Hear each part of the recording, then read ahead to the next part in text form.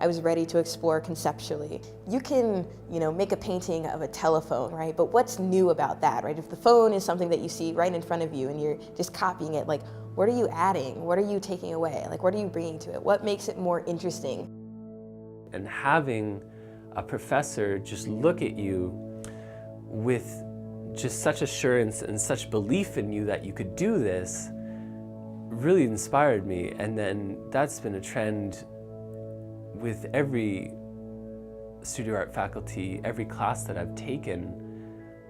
If you show passion and interest in art, they are just more than willing to take you under their wing. I think a lot of the professors here encourage you to take risks, even if it means that you fail.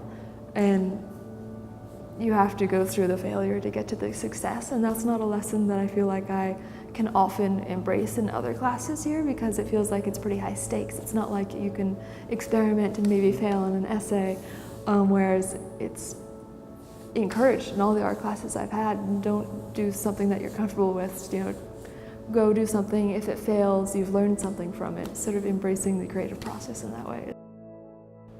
It's work that you can make personal.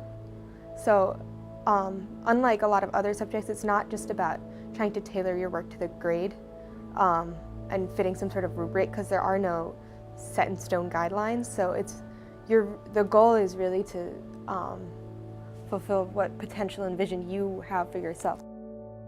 There are actually a lot of people who modify engineering with studio art. That's pretty common here. I do think they complement each other very well. It's like you get to use both sides of your brain. So like when I'm frustrated with one, I can come to this. And when I'm frustrated with this, I can go to the other. So I kind of like how different they are, but they're also very similar. They depend on logic and hard work and time. You receive constructive criticism constantly. And so I think that studio art has given me the ability to give and take constructive criticism really well. And a lot of times I'll go into situations and people will be really nice about my work. And I will actively say, okay, no. Thank you for being nice, but I need comments, concerns, criticism. I need to know how I can make this better, because it's obviously not perfect right now. I cannot say enough good things about the professors.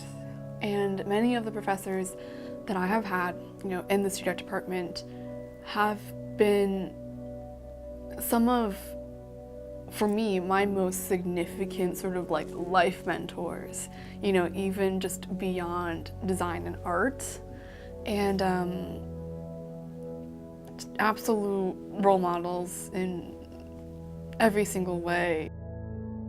And then the second moment came this past winter when I also had Thomas Beale again for a senior seminar and made this giant colorful arch to put out in front of Baker Library. And it was more of a concept piece, but I didn't think it was actually going to be able to happen, especially put it out there outside where everyone's walking. But he helped me.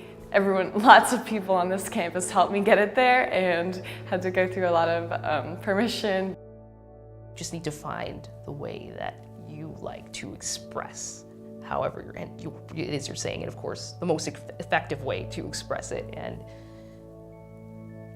I would say that everyone has a bit of creativity in them, and I know that we sometimes get a little bit nervous when having to present it to others, but find your niche, find your voice, and feel free to express it the way you want to.